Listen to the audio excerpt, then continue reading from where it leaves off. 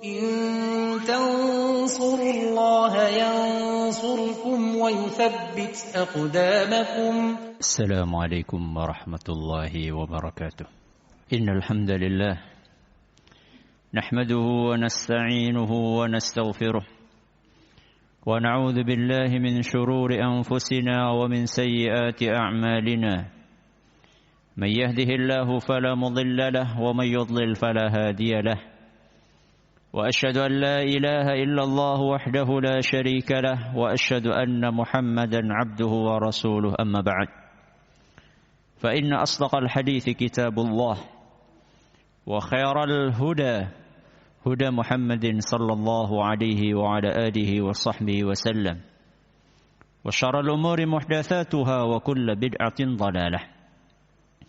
Jamaah Jumat rahimakumullah. Marilah kita tingkatkan ketakwaan kita kepada Allah Subhanahu wa taala dengan ketakwaan yang sebenar-benarnya, yaitu dengan mengamalkan apa yang diperintahkan oleh Allah Azza wa Jalla dan Rasulnya sallallahu alaihi wasallam, serta menjauhi apa yang dilarang oleh Allah Azza wa Jalla dan oleh Rasulnya sallallahu alaihi wa ala alihi wa sahbihi wasallam.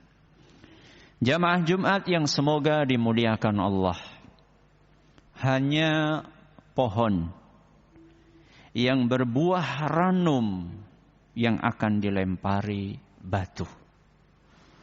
Adapun pohon yang gersang, maka tidak akan ada yang berminat untuk melemparinya. Rasulullah sallallahu alaihi wasallam adalah manusia termulia sepanjang masa. Tidak ada satupun manusia di muka bumi yang melebihi keistimewaan beliau. Maka jangan heran bila dari dulu hingga sekarang selalu bermunculan manusia-manusia terhina yang berusaha untuk menghina beliau. Bermunculan manusia-manusia rendah yang berupaya untuk merendahkan beliau. Hari-hari ini dunia Islam memanas akibat ulah Presiden Prancis yang menghina dan merendahkan Rasulullah sallallahu alaihi wasallam dengan dalih kebebasan berekspresi. Berbagai reaksi timbul, baik dari skala negara maupun warga. Tidak sedikit pemimpin negara Muslim yang terang-terangan mengecam keras statement Presiden Prancis tersebut. Gelombang pemboikotan produk Prancis yang dilakukan oleh banyak kaum muslimin di berbagai penjuru dunia juga semakin membesar sebagai wujud protes mereka atas penghinaan terhadap panutan termulia Rasulullah sallallahu alaihi wasallam. Kaum muslimin yang kami hormati, munculnya para penghina Nabi kita Muhammad sallallahu alaihi wasallam dari masa ke masa tentu merupakan bagian dari takdir Allah Subhanahu wa taala. Tidak ada satu kejadian pun di alam semesta ini yang lepas dari takdir Allah. Entah itu peristiwa yang baik maupun peristiwa yang buruk. Maka sebagai orang yang beriman, seyogyanya kita berupaya untuk mengaktifkan akal pikiran kita guna menggali pelajaran di balik berbagai kejadian yang menyakitkan ini. Berikut beberapa pelajaran atau hikmah yang bisa kita ambil. Pertama, kehormatan Rasulullah sallallahu alaihi wasallam tetap utuh dan tidak jatuh. Sebanyak apapun manusia yang merendahkan Nabi kita Muhammad SAW, maka kedudukan beliau tetap terjaga tinggi. Justru para penghinanya lah yang akan semakin jatuh dan rendah. Sebab Allah Subhanahu wa taala sendiri yang menjamin ketinggian dan kemuliaan beliau. Wa rafa'na laka dzikrak. Kami angkat tinggi namamu, wahai Muhammad. Al-Quran surat Asy-Syarah ayat 4. Akibat menghina Rasulullah sallallahu alaihi wasallam, Abu Lahab sampai kapanpun akan terhina. Tidak ada satupun orang yang mau menamai anaknya dengan Abu Lahab. Sebaliknya, karena senantiasa memuliakan Rasulullah sallallahu alaihi wasallam, Abu Bakar As-Siddiq radhiyallahu anhu pun senantiasa terjaga kemuliaannya. Tak terhitung orang tua yang secara bangga menamai anaknya dengan Abu Bakar. Begitu Macron menghina Nabi SAW, terbongkarlah aib-aib dia di seluruh penjuru dunia. Mimbar mulia ini tidak layak untuk memaparkan rendahnya background dan perilaku dia. Pelajaran yang kedua. Setiap penghinaan pasti ada pemicunya. Setiap penghinaan pasti ada pemicunya. Dalam suasana emosional sepanas apapun, seharusnya kita tetap berupaya untuk berpikir jernih. Segala kejadian di muka bumi ini tunduk dalam hukum sebab akibat. Tidak ada asap jika tidak ada api. Sebuah istilah yang berarti tidak akan ada akibat jika tanpa sebab. Mengapa orang-orang kafir dengan ringannya merendahkan Nabi kita Muhammad sallallahu alaihi wasallam? Apa pemicunya? Bisa jadi hal itu karena tidak sedikit kaum muslimin yang juga melakukan hal serupa. Mungkin bukan dalam bentuk menggambar karikatur buruk beliau, namun dalam potret yang lainnya. Seperti merendahkan tuntunan dan pedoman hidup dari beliau. Bukankah kita sering mendengar ungkapan, itu kan cuma sunnah. Itu kan cuma sunnah. Kalimat yang terucap oleh seseorang manakala dinasehati agar mengamalkan tuntunan Rasul SAW. Itu ungkapan yang dikeluarkan. Sadar atau tidak sadar, sejatinya dia sedang merendahkan panduan hidup yang diwariskan oleh Nabiullah SAW. Jika sebagian kaum muslimin sendiri telah meremehkan tuntunan Nabi mereka, jangan kaget apabila orang-orang kafir pun juga terdorong untuk melakukan hal yang serupa. Pelajaran yang ketiga. Salurkan kemarahan kita secara maksimal. Salurkan kemarahan kita secara maksimal. Melampiaskan kemarahan dengan demonstrasi besar-besaran dan berteriak lantang di tempat-tempat umum mungkin ada manfaatnya.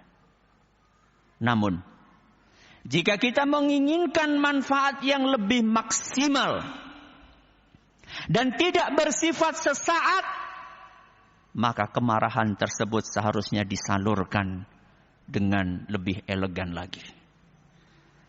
Bagaimana caranya?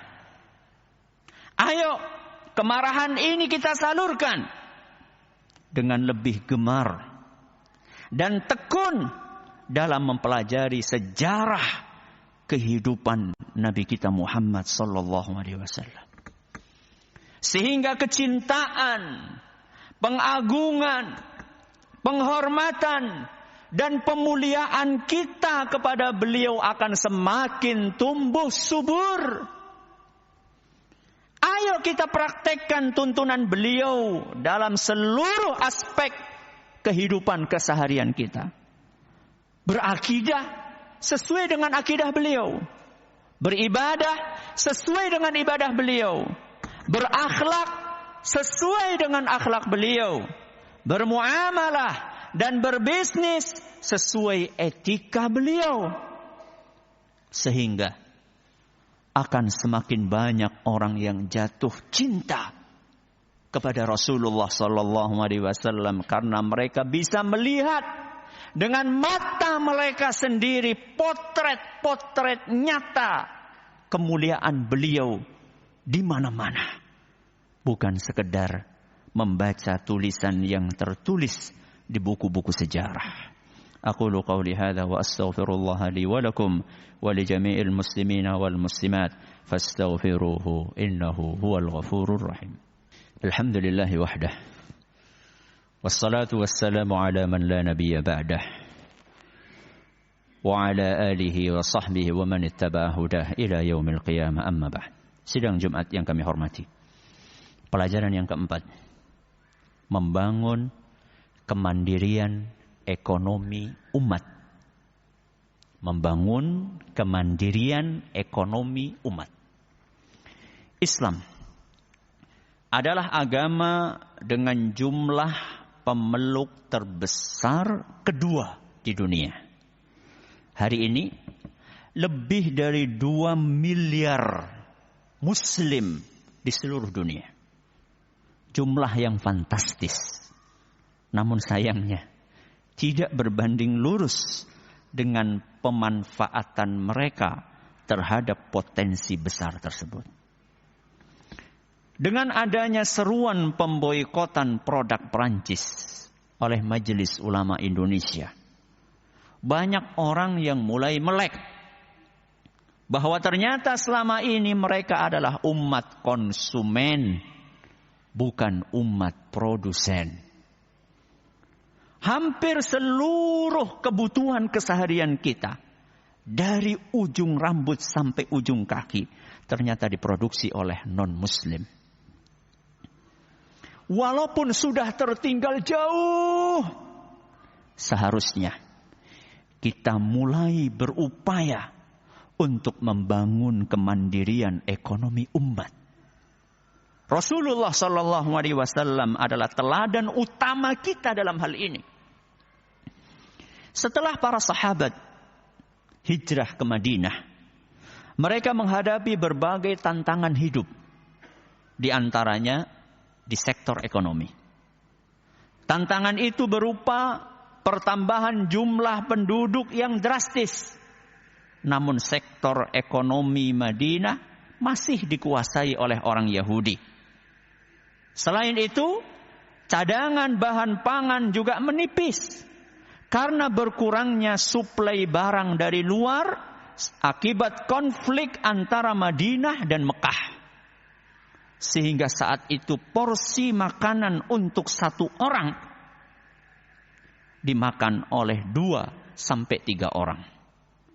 Apa solusi Rasulullah SAW untuk mengatasi masalah itu? Solusi penanganannya sesuai dengan potensi ekonomi yang dimiliki kaum muslimin di Madinah, yaitu potensi sumber daya alam yang dimiliki oleh Ansar berupa kebun dan pasar.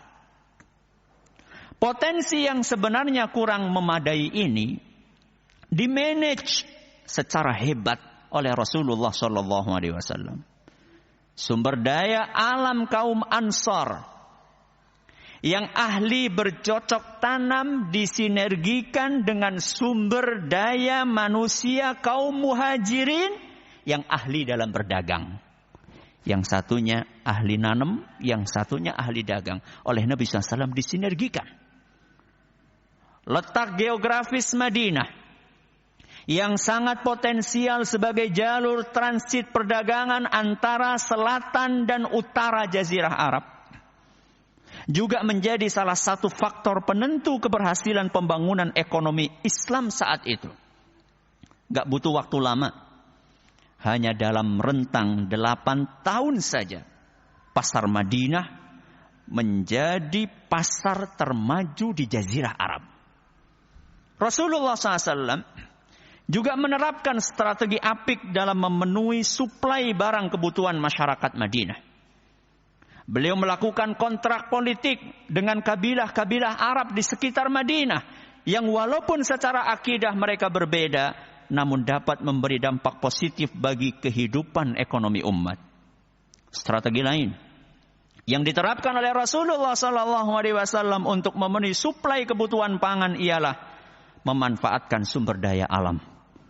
dengan memperluas lahan produktif. Tanah-tanah yang mati diolah lagi supaya subur.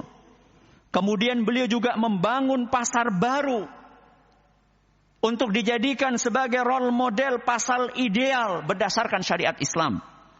Pasar Islam inilah yang kemudian hari bersaing dengan pasar terbesar di Madinah milik Yahudi Qainuqa yang sebelumnya menjadi pusat perdagangan terbesar. Saat itu Rasulullah SAW tidak menutup pasar Yahudi. Meskipun beliau memimpin Madinah, justru beliau mencontohkan persaingan yang sehat dengan mendirikan pasar sendiri. Kemudian menerapkan syariat Islam dalam sistem pengelolaan pasar tersebut. Sehingga enggak sampai tahun kedua setelah hijrah, pasar Islam Madinah sudah bisa mengalahkan pasar Yahudi Qainuqa yang penuh dengan kecurangan dan kezaliman. Bukan hanya pedagang lokal Madinah, pedagang asing pun juga tertarik bertransaksi di pasar kaum muslimin. Ayo, kita meneladani Rasulullah SAW dalam membangun kemandirian ekonomi umat.